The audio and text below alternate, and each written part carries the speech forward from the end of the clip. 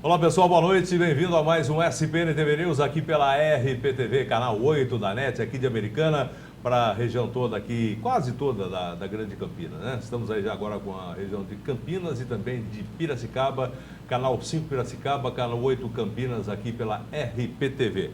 Como sempre, um convidado especial, tenho o prazer de receber o Dr. Guilherme Ponce para falarmos sobre INSS, entre outras coisas que envolvam o direito. Boa noite, doutor, tudo bem? Bem-vindo mais uma vez. Boa noite a todos, a todas. É um privilégio estar aqui trazendo realmente esse serviço de prestação de informação à população que carece pela falta de direitos.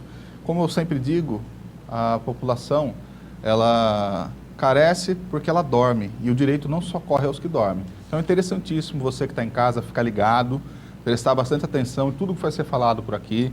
São informações urgentes, informações importantes, informações que o público tem que ter conhecimento. A população brasileira precisa ter mais conhecimento, precisa ter mais cultura. E para isso tem que se envolver, tem que ter realmente o traquejo para poder buscar as informações que precisa. E sociedade, política e negócios tem tudo a ver com isso. Aquela história dos direitos, mas a gente também tem deveres, mas tem que saber também os direitos. Exatamente. Né? Porque direito, principalmente essa história que o senhor disse, que é uma verdade, esse ditado, né? Que o direito, a justiça não socorre aqueles que dormem. Exatamente. Né? Essa é realmente uma verdade. Doutor, antes da gente chegar aí no INSS, que é o nosso assunto principal, a nossa pauta principal aqui do programa de hoje, eu gostaria que o senhor esclarecesse aos nossos telespectadores. A gente vive esse momento político conturbado. Durante essa semana tivemos aí a libertação do Zé Dirceu pela segunda turma do Supremo Tribunal Federal. E muita gente me para aí, tanto pelo programa que eu faço na rádio, como por esse aqui também, para a gente trazer um advogado para explicar o que acontece a respeito dessa história da segunda turma, primeira turma e pleno, e quanto custa, por exemplo, um advogado para tratar de um cliente, né? De um paciente, que eles falam agora, como o Zé Dirceu nessa história toda, que já está há muito tempo sendo defendido por uma equipe de um escritório de advocacia. Sim, com certeza. Né? Vamos por partes, né? O cliente, o paciente, quando chega e vai ao escritório de advocacia com um problema desse, já é pré-estabelecido um preço da causa? Existe sim uma tabela, né, de honorários estipulada pela OAB. Essa tabela ela transmite um valor mínimo que deve ser cobrado com o processo, também tem um valor máximo, tá? Agora, o próprio estatuto da OAB, ele permite que, de acordo com a imagem profissional que o advogado tem, ele cobre de acordo com o que ele entende por justo. Pode passar, e existem inclusive penalistas que cobram milhões de reais por uma sustentação oral bem feita, certo? Então, diversos penalistas que advogam para políticos, como, por exemplo, o Inácio Lula da Silva, Zé Dirceu, são pessoas que têm como pagar, têm fonte para poder estar arcando com esses custos. Ciente disso, sem dúvidas que o custo para poder recorrer é milionário, certo? Não estamos falando em dezenas de mil reais, estamos falando de milhões, com certeza. O senhor disse que, de repente, esse pessoal tem condição de pagar, também acredito que tenha, né? Tanto o ex-presidente como o Zé Dirceu, mas o interessante é que eles fazem vaquinhas virtuais, dizendo aos seus correligionários, os seus apoiadores, que eles estão aí sem dinheiro para pagar esse tipo de causa. Tanto o Lula fez Difícil isso, de engolir, né? Como o Zé Dirceu também fez isso, Difícil não só uma de engolir. vez, quando ele foi preso a primeira vez lá atrás, com aquele gesto do punho erguido e tal, como agora também. Aliás, não é a primeira vez. E na última semana, né, nessa última saída que ele deu aí, foi pela segunda turma do Supremo Tribunal Federal. O senhor faz ideia de valores? O valor é uma coisa que a gente não se fala ao vivo. O valor é algo que é intrínseco ao advogado, entende? Eu posso entender por justo cobrar um mínimo da tabela da OAB para uma pessoa que precisa do meu serviço e não tem como pagar, Sim. certo? Agora, tendo o máximo, tendo a possibilidade de estar cobrando além do máximo e o cliente tendo plenas condições de arcar com custo, eu tenho certeza que não é um valor barato. É algo que sai caro. Bastante Mas caro. o custo maior não é o que ele está pagando para o advogado. O custo maior é a movimentação da máquina judiciária, inflada de processos, que já está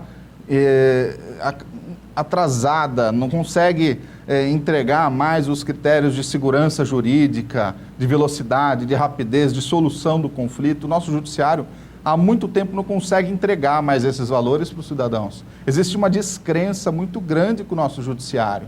E isso tem que acabar. Um país que se preze, um país de respeito, um país que queira ser levado a sério, ele não pode ter uma justiça atrasada, uma justiça com tantos processos em andamentos, com tantos direitos, que todos os cidadãos do Brasil têm direitos, mas poucos enxergam os deveres que têm. Para todo direito existe alguém que tem uma obrigação. Então, uma pressuposição de que existe um direito é de que existe alguém com uma obrigação por trás. Então, o brasileiro tem que parar com isso de só enxerga o direito. Por mais que a Constituição Federal de 88 seja garantidora de direitos. Garantista máximo. Ao máximo, até porque ela é uma Constituição, ela não foi porque ainda está em vigência, né? Ela é uma Constituição pós-ditadura militar, que trouxe toda uma sequência, né, de ofensas a direitos individuais e garantias individuais e coletivas de trabalho, etc. Então, a própria Constituição Federal ela é garantidora de direitos nesse sentido. Então, o brasileiro ele é viciado desde 1988 a cobrar direito. O Estado é obrigado a garantir educação, saúde, segurança. São tantas garantias que o Estado tem que Só tem cumprir. Que ter, mas também não garante nada, né? Então, é difícil, não é? É complicado até para a gente criticar. Por quê? Tem que garantir tanta coisa que ele tem que ter uma organização. O Estado cobra por isso. Ele cobra, mas eu vou chegar nessa... Ele cobra, e ele tem o suficiente para cumprir. Mas o Brasil é muito grande. O Brasil é um país de dimensões continentais. É impossível administrar tanta pessoa, tanta renda, tanta tributação. É muita gente, vem de todo lugar. Não tem como garantir tanto direito para os cidadãos. Discordar do senhor em certa parte, o Estado arrecada bastante, ele gasta bastante para administrar também esse dinheiro, mas esse dinheiro ele vaza pelas mãos no meio do caminho, seja através da corrupção, seja através das benesses, seja através dos penduricalhos que a gente vê que acontece tanto no Executivo, Legislativo e Judiciário, né? Tanto com... Por exemplo, um detalhezinho dessa história, garantir aí o auxílio moradia para juízes, por exemplo, um dos penduricalhos, que são tantos. Quer dizer, tanto dinheiro. Hoje mesmo a gente estava falando na rádio a respeito de quantos assessores tem um senador. É um absurdo. Quanto ganha um senador? Quanto custa um senador? Apenas um senador da República, são 81, né?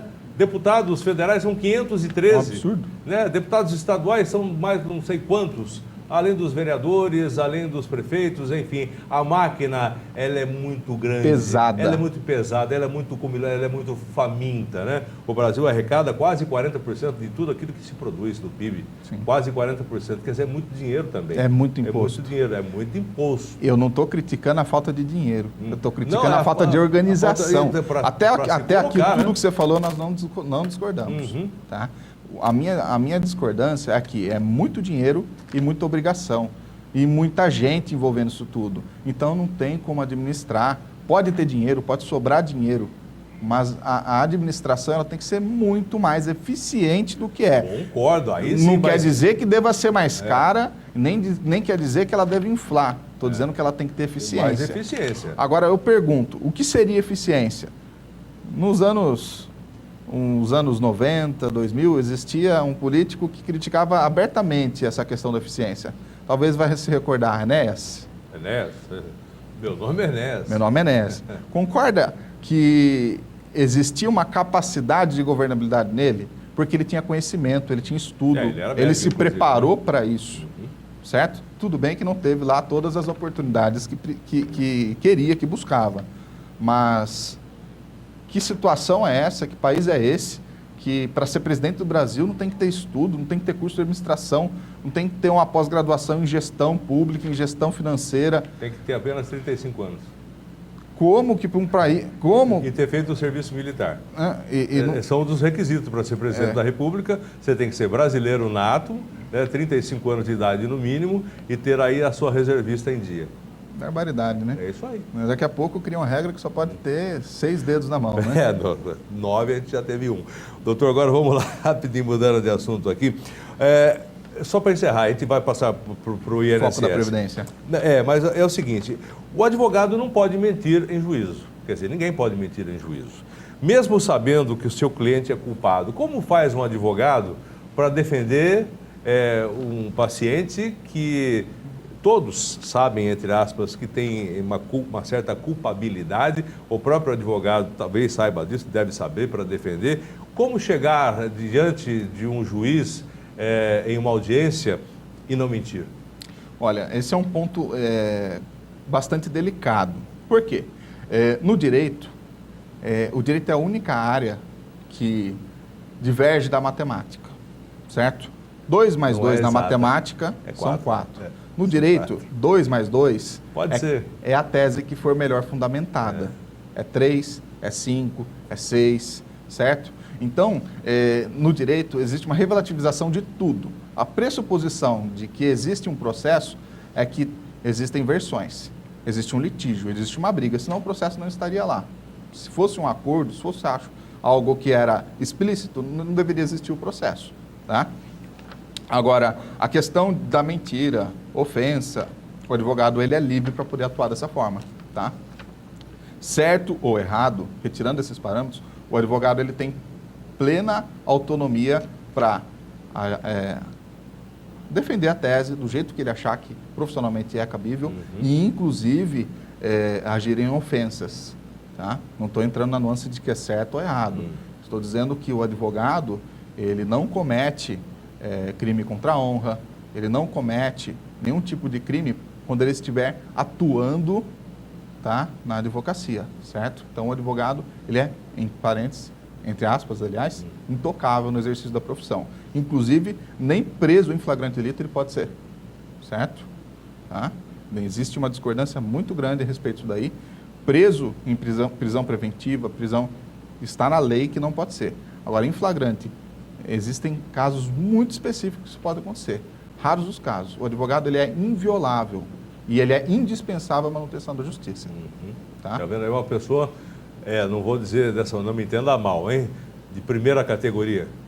No exercício da função. Não estou dizendo que passando com o cachorro ele tem que ser dessa forma. Exatamente, no exercício da função. Justamente para poder defender o cidadão, né? Existem brincadeiras que, entre advogados, comentamos que eu deixo a porta da advocacia aberta à noite, porque o escritório da advocacia é inviolável, certo? Porque está na lei que o escritório da advocacia é, de fato, inviolável, tá? Não pode um juiz determinar a investigação de fulano e que entre no escritório da advocacia retirar os documentos, busca e apreensão no escritório da advocacia. Não pode. Isso não é permitido. O escritório da advocacia é inviolável, mesmo por ordem judicial. Nem do Supremo. Nem do Supremo. O escritório da advocacia é inviolável. Se quiser alterar isso, tem que alterar lá no Congresso. Tem que alterar a lei, porque no direito, o que rege é a lei. Né? Então, a lei é dura, mas é a lei. Dura lex, ad lex. Certo? Então, se existe um ordenamento jurídico que protege o advogado, justamente para ele ter liberdade de atuação, essa lei tem que ser respeitada.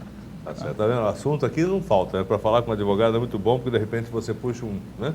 E vai saindo bastante coisa. Mais uma para a gente encerrar. Por que tantos recursos? Onde é que de repente o pessoal consegue puxar um recurso que consegue tirar a primeira instância, a segunda instância, a terceira instância, chega no Supremo e sai, volta, é preso, é solto? O pessoal pergunta, quer saber de onde tira? De novo, e aí, por que tanto? Como é que faz, de repente? São infindáveis os recursos? Os recursos, eles têm uma limitação, tá? O prazo para apresentar recurso, ele existe, tá? É algo contínuo ao processo. Então, não é que é feita uma coisa, depois de um tempo faz um recurso. Existe uma processualística, certo? Tem o início lá na petição inicial, com o juiz de primeira instância, que apreciam os fatos. Existe o duplo grau de jurisdição, certo? Se você não se conformar com a sentença de primeira instância, pode recorrer. Pode recorrer, paga-se para isso? Paga-se para isso, tem guia de porte e remessa, guias para serem recolhidas. Não é de graça o recurso, tá? É pago, via de regra, a justiça é cara, ela não é gratuita, certo? Ela é paga do começo ao fim, cada ato processual tem que ser recolhido, guia de custos para poder estar sendo realizado, do contrário não é feito, certo? Depois que tem o julgamento de segunda instância, Só existem duas formas de ser feito um julgamento de terceira instância. Se ofender lei federal ou se ofender a Constituição Federal. Se ofender abertamente uma lei federal, vai para a STJ solucionar o conflito. Se ofender diretamente a Constituição Federal, vai para o STF resolver. Mas tem que ser demonstrado o ponto exato em que o julgamento ofendeu a Constituição Federal, certo? E aí são casos raríssimos que conseguem chegar ao STF. É dificílimo fazer subir um recurso extraordinário. Dificílimo.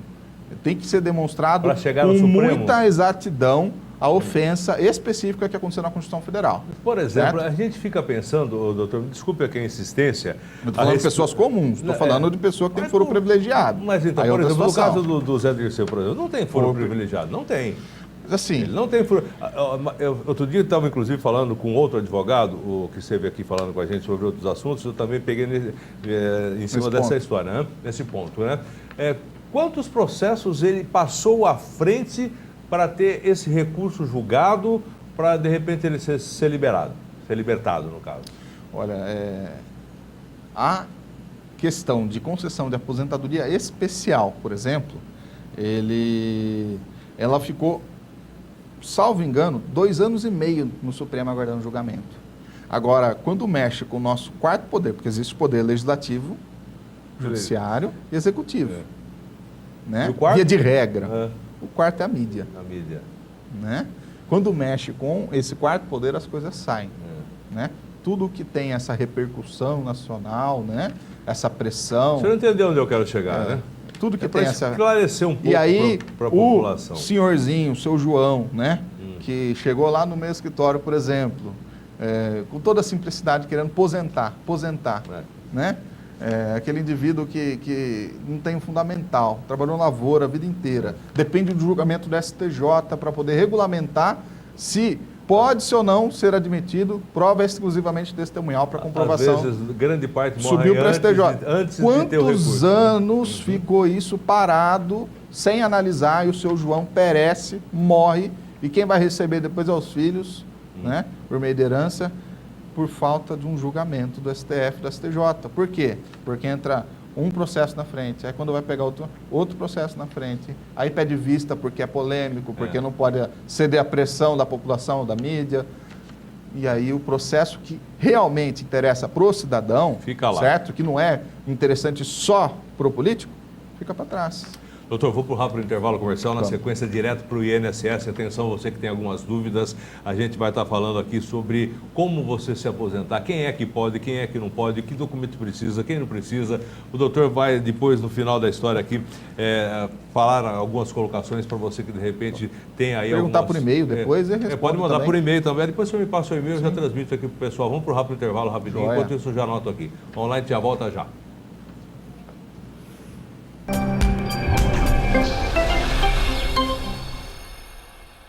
Olá pessoal, quero apresentar para você o café Ibiporá, café orgânico 100% arábica aqui da região do sul de Minas, em 3 maneiras para você tomar, consumir um café de ótima qualidade, café orgânico 100%, sem uma gota de agrotóxico. Tem esse aqui que é exatamente o torrado e moído, tradições, um pouco mais intenso, um pouco mais forte. Tem aqui o café em grão, pacote de meio quilo e também o tradicional. O tradicional, o que é o tradicional? É o café onde você tem aí todos os aromas e sabores de um café de qualidade, café arábica, café orgânico aqui da região do sul de Minas. Eu tenho aqui a colocação para você ver, olha só, todo o café plantado no sítio orgânico Ibiporá, que no Tupi-Guarani é Pedra Bonita. Olha só, 100% arábica e orgânico, alta qualidade devido às condições propícias de clima. É um café que é cultivado acima dos 1.000 metros, né, de altitude, 1.100, 1.200 metros aqui do sul de Minas, entre Andradas e Ibitura. Confira, você vai gostar. Café Ibiporá, é bom você experimentar. Galera, quando se fala em qualidade e o menor preço, olha o que eu mostro para você aqui na Impacto Prime, cidade de Americana. O Miguel está aqui com a gente, são mais de 20 unidades, realmente trazendo uma qualidade diferente, né, Miguel? Isso, são mais de 20 unidades no estado de São Paulo e estado de Minas. Alinhamento 3D, esta faz o quê? Acha o ângulo perfeito do carro? Acerta o ângulo perfeito do carro na medida do fabricante. E olha só, você que tem a sua caranga Aro 13, a partir de quanto? Aro 13, nós estamos na promoção a partir de R$ 129,90. Só R$ 129,90, tá certo? Certo. Ó, e tem mais. Você pode facilitar a sua vida através do cartão em quantas vezes? Até em 10 vezes sem juros. O quê? Sem juros? Sem juros. 10 vezes sem juros é aqui na Impacto Prime, em Americana. Gonçalves Dias Com a esquina Rafael Vita. Ó, vem pra cá, aproveite, economize, segurança para sua família. Uma loja como essa, 0800 100 7575. 0800 100 7575. Isso, Miguel, obrigado, viu? Galera, vem pra cá.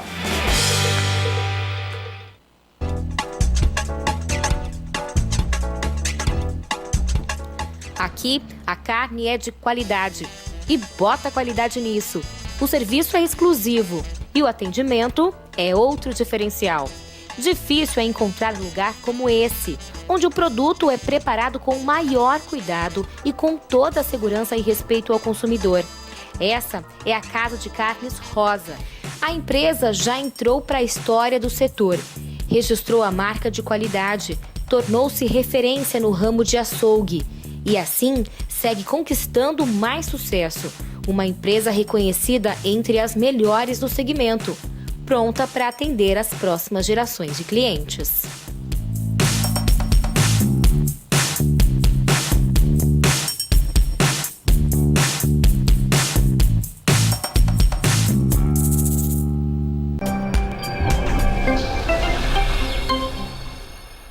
Ok, estamos de volta aqui pela RPTV, canal 8 da NET, com SBN TV News, Sociedade, Política e Negócios, falando da nossa sociedade, falando dos nossos políticos e da nossa política. Inclusive, estávamos discutindo de maneira civilizada aqui, né, doutor, a respeito do que a gente vem falando por enquanto. Daqui a pouco a gente sai na mão. E coisas que vem acontecendo no nosso dia a dia. Mas vamos deixar um pouco esse lado para lá. Já vou passar para você o e-mail do doutor. É guilhermeponce.adv@gmail.com, é isso? Isso mesmo. Aí, vamos falar de como novo, não né? vai ser ao vivo, vai ser às 6, né? É, às então, 6 o da pessoal tarde. pode estar mandar. mandando por e-mail e presta serviço de informação aí à população. Tá certo, olha, mais uma vez, guilhermeponce.adv@gmail.com. Porque a gente vai estar falando de algumas coisas, poderão surgir algumas dúvidas, tanto você que está aqui pelo Facebook ou você que está aqui pela RPTV, a gente passa aí o endereço e você se comunica com o escritório de advocacia. Vamos lá. Pegando um pouco desse gancho, né, de quantidade de processos, ações judiciais e recursos que demoram para poder ser... Eu vejo muito no processo administrativo previdenciário o sucesso de ações que na justiça não consegue. Ou seja, em recursos administrativos de matéria previdenciária, tem direitos que são concedidos e na justiça não. Ou seja, está melhor em alguns casos o processo administrativo, a via administrativa. E, às vezes, o advogado vai para a justiça, O INSS negou, vai para o judiciário. E o judiciário, ele está inflado de processos. Às vezes a solução é simples, a solução está acumulada na via administrativa. Só explicando, o doutor é especialista em INSS, é isso? Exato. É por isso que, de repente, Aposentadoria rural, aposentadoria rural, especial, auxílio-doença, benefício por incapacidade, aposentadoria por invalidez. Pelo que eu entendi aqui, às vezes é muito mais fácil você entrar com alguma ação junto ao INSS através de meios administrativos do que recorrer ao judiciário, que já está cheio de processos, demora muito. E para mais, isso precisa de um especialista. Não adianta você pegar a folhinha de recurso do INSS e escrever, escreve aqui porque que você acha que está errado negativa do benefício. Não é assim. Tem que ter enunciados. Assim como existem as súmulas do nosso judiciário, a súmula do STJ, a súmula vinculante, né? Assim como existem as súmulas da justiça, existem os enunciados na via administrativa que têm o mesmo poder, a mesma força. Então, quando é feito um recurso na via administrativa, está sumulado, você vai ganhar, meu amigo. Já está pacífico, isso daí já foi pacificado na via administrativa. É mandar o recurso. E aí, um recurso na via administrativa, que poderia ser solucionada a questão em 4 meses, 5 meses, o tempo que for, meses, não são anos. Não são anos. Recentemente eu tive um caso que pude analisar, só a primeira instância, na via judicial, 7 anos de duração. E aí foi feito recurso por TRF3. que demora mais 3 a 4 anos para apresentar Quer dizer, uma só sentença. aí já deu 10. Depois disso, o INSS ainda pode recorrer para STJ, para STF, por alguma pequena divergência que ele tenha, aquele protocolo, recurso especial extraordinário, para enrolar mesmo, porque ele não quer pagar. Qualquer órgão público, ele tem por ofício discutir até a última instância, não é Exato, isso? a obrigação De qualquer órgão público. Todo órgão público tem a obrigação de recorrer. Né? Discutir até... E recentemente tivemos uma inversão disso, em até uma participação positiva da AGU, Advocacia Geral da União, junto com a Procuradoria do INSS, no sentido de apresentação de acordo. O INSS está oferecendo acordo, mas quando ele vê que está perdendo, quando ele vê que não tem solução, não tem saída.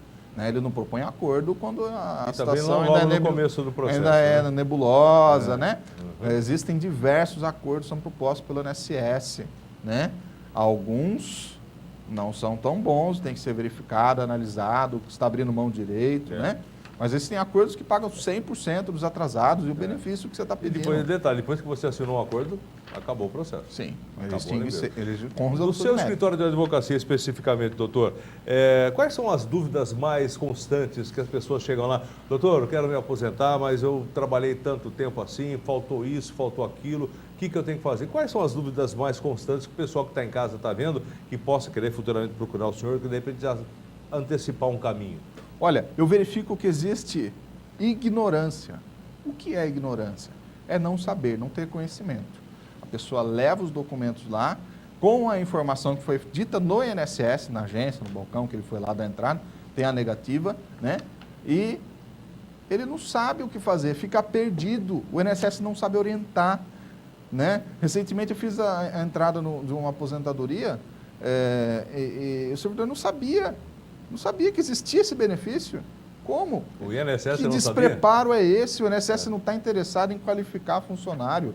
Quanto pior for o atendimento no INSS, mais benefícios negados, que significa mais dinheiro do bolso, não mais dinheiro pagando. Né? Então, existe uma problemática dentro da agência do INSS, no sentido de falta de servidor. Uma agência, por exemplo, aqui de Americana, que era para funcionar com 40 servidores, tem 16. De 20 guichês de atendimento, pode ir no período da tarde, tem no máximo, precisar 2. Se não tiver os 2 de férias. De tarde nem atendimento em Americana é feito, só é feito até as 11 horas da manhã. Não tem servidor. E o INSS não se preocupa em qualificar os servidores que tem. Certo? Por quê? A intenção deles é aperta o cinto para segurar. Segura e retém dinheiro.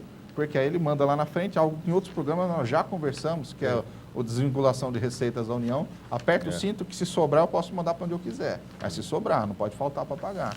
Por isso que o INSS paga em dia, senão ele estava atrasando o pagamento de todo mundo, dizendo que não tem dinheiro. Porque é por lei, né? Tem que pagar. Exatamente, é verba alimentícia. A pessoa recolheu muito para ter direito a tão pouco. Existe muito recolhimento para uma pessoa que trabalhou 35 anos de contribuição e vai ali aposentar, ainda tem um fator previdenciário e tem a expectativa de vida de 10, 15 anos. Existe, na época da reforma, a situação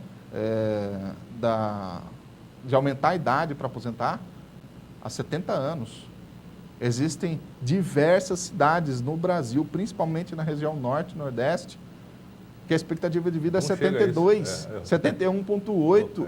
Aposentando aos 70, um aninho de vida. Pronto, acabou. Pronto, pagou o benefício. A pessoa trabalha a vida inteira recolhendo, Sabe que o senhor tocou num assunto a respeito interessante, que na expectativa de vida eles colocam do brasileiro. Brasil, um país continental, que nem o senhor falou no começo, tal.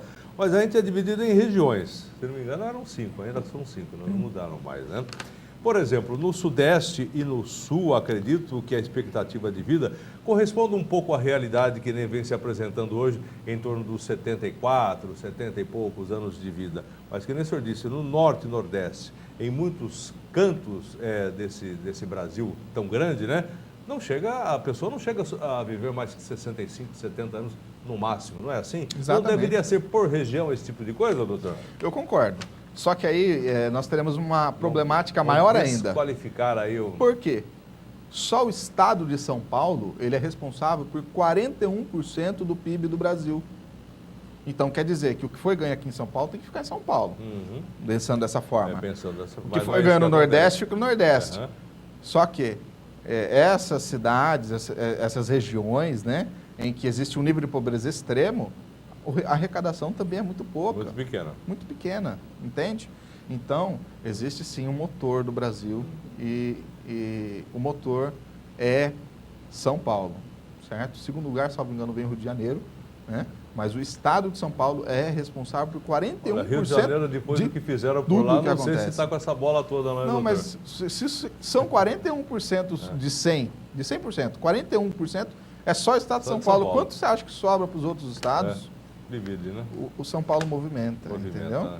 É a Então, locomotiva da nação mesmo, né? Exato. Doutor, hoje em dia, na lei atual, a gente continua com os 35 anos de contribuição e quantos anos de idade para homem? Não existe requisito de idade para o homem. Não existe. Não existe. Por exemplo, existia em 15 de 12 de 98. Muito tempo atrás, aliás, né?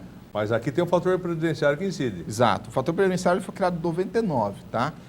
Foi tentado colocar uma idade mínima para poder aposentar, certo? Não aprovaram a idade mínima. Aí o INSS veio, apresentou um estudo de que se a Previdência tivesse que pagar tantos benefícios, um valor integral, para quem é muito novo e recebe por muito tempo, né? Teria que estar desembolsando de outros lugares, ia faltar dinheiro, etc. Apresentou esse estudo lá em 1999, colou, infelizmente colou. Né? Foi aí que nasceu o fator previdenciário. Nasceu o fator previdenciário que delimitou exatamente, você vive até tal idade. Então o INSS, ele pegou o cidadão brasileiro e colocou o dia da morte dele. Ele tem essa habilidade de calcular, você vai morrer em tal dia. Né? É claro que isso é feito pelo IBGE, estatisticamente, né? E aí ele calcula que a pessoa que vai ter uma expectativa de vida de 18 anos, 19 anos, pode receber aí o benefício integral. Agora, a pessoa que recebe o benefício por 25, 30 anos, essa pessoa tem que receber um benefício com valor um pouco menor, tá? Mas se nós formos pegar e colocar na ponta do lápis o que você vai receber nesse período, tá?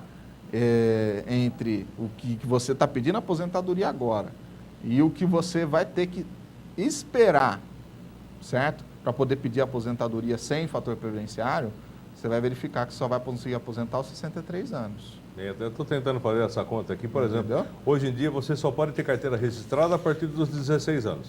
Hoje em dia, né? Mas o cidadão de hoje em dia, já não tá mais ele vai aposentar, sabe-se lá quando, né? Exatamente. Vamos voltar um pouquinho, vamos fazer a conta só para arredondar. Mas 16 anos mais 35, certo?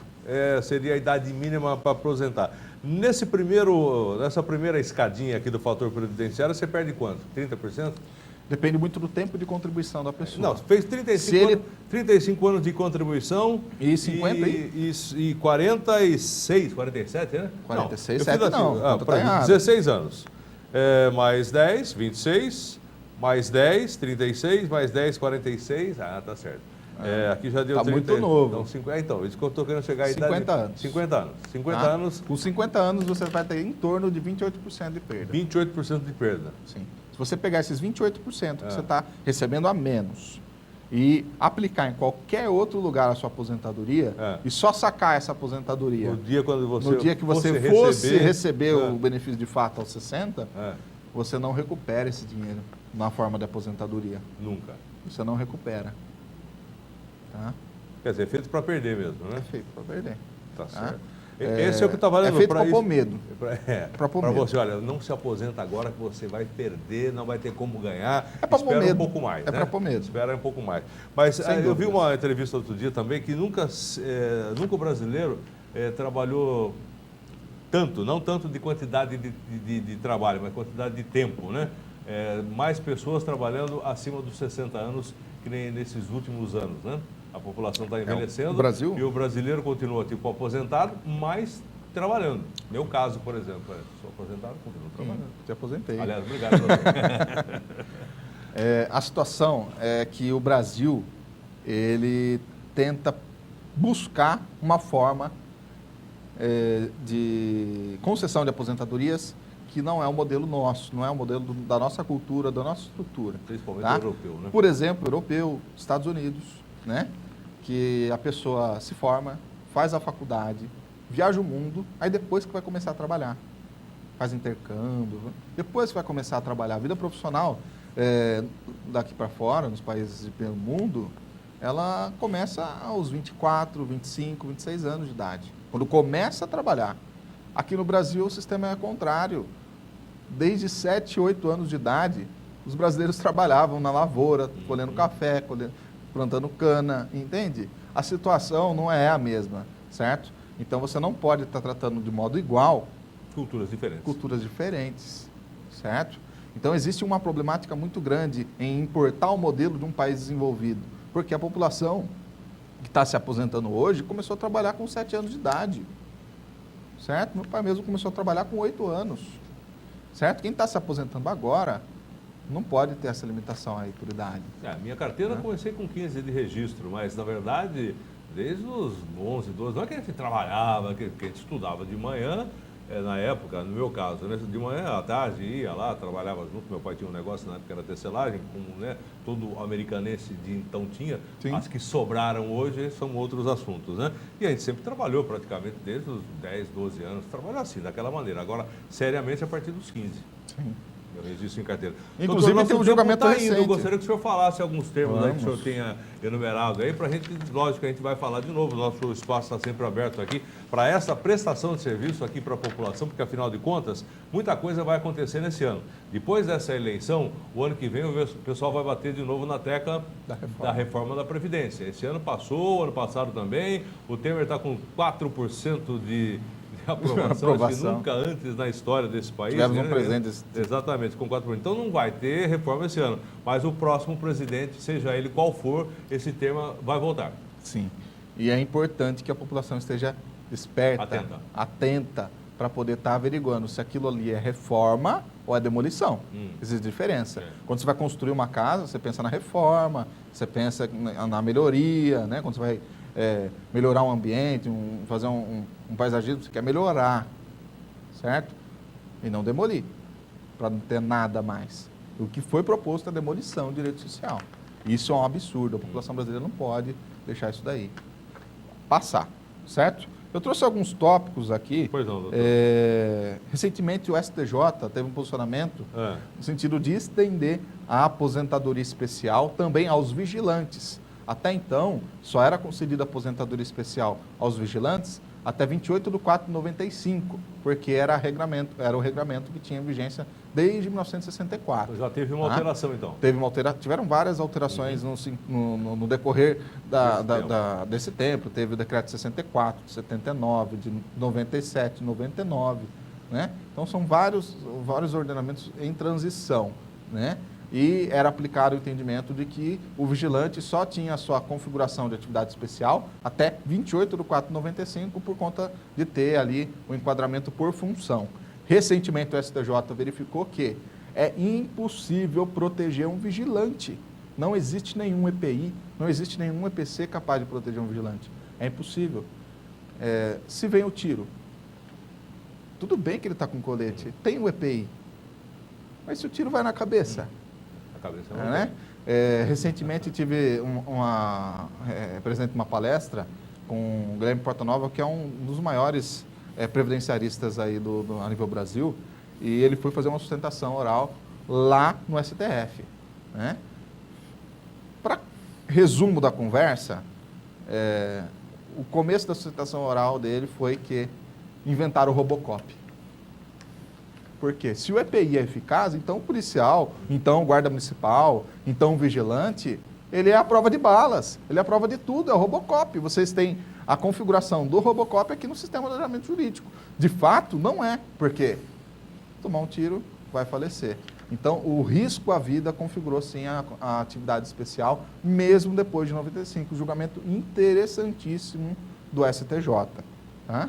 Outra situação que é muito pontual, muito delicado, é a situação de comprovação de atividade especial de quem tem exposição a agentes biológicos, que seriam vírus, fungo, bactéria, no caso de enfermeira, médico, pessoal que trabalha em hospital, laboratórios, esse tipo de coisa. Até mesmo recepcionista tem exposição a isso, porque quem recepciona os documentos dos pacientes... Ali na mão. Né, ele tem contato direto com vírus, fungo, bactéria, né? Então ele também tem direito à aposentadoria especial. Só que uma grande dificuldade que existe é no PPP. Que raio de documento que é esse? É o perfil profissiográfico previdenciário.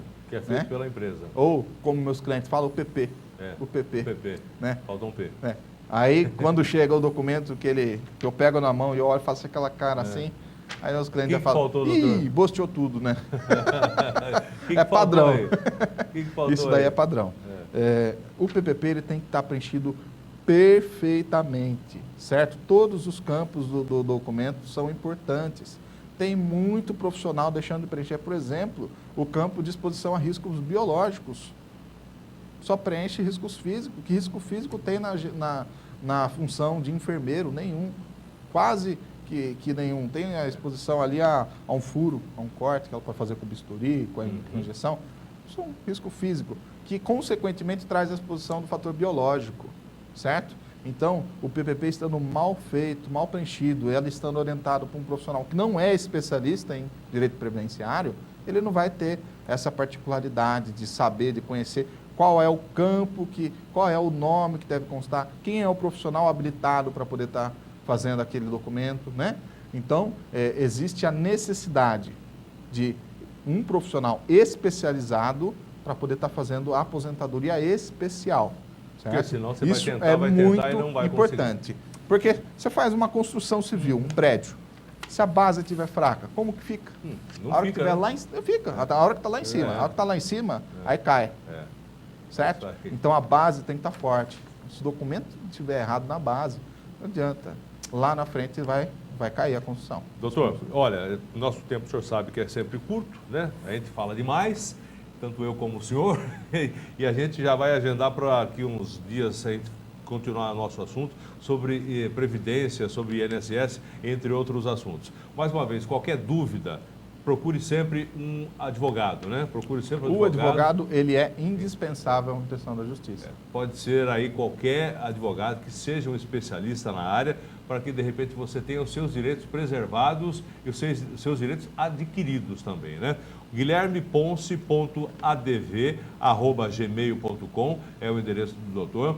Também aqui na 7 de setembro 201. 2 telefones posso dar? Vamos lá então. É o 4106-0727, 4106-0727 e no WhatsApp é o 98107-6061. 98107-6061. Em qualquer um desses endereços aqui, telefone e também pela internet, você fala com o Dr. Guilherme Ponce, ele que é especialista em previdência social, entre outras coisas, mas mais previdência. O foco é previdenciário. Foco previdenciário. Eu acredito que uma advocacia especializada. Assim como tem o médico especialista em ortopedia, psiquiatria, otorrinolaringologia. Não adianta, a solução vem com o especialista. Né? Então, o especialista tem que fazer a sua área. Tá certo. Doutor, obrigado mais uma vez, sucesso. Estamos sempre aqui, ok? Certíssimo. Ok, pessoal, estamos de volta amanhã. Amanhã? Não, hoje não, segunda-feira, né? O cara tá meio querendo trabalhar de sábado também. Seria muito bom com a sua audiência, com a sua paciência aí, vendo o nosso programa Sociedade, Política e Negócios aqui pela RPTV. Mas de volta segunda-feira, depois do Jogo do Brasil, às 6 da tarde, aqui na RPTV. Será que vai dar Brasil? Brasil. Brasil? Arriba, cucarachas. Tchau, até lá.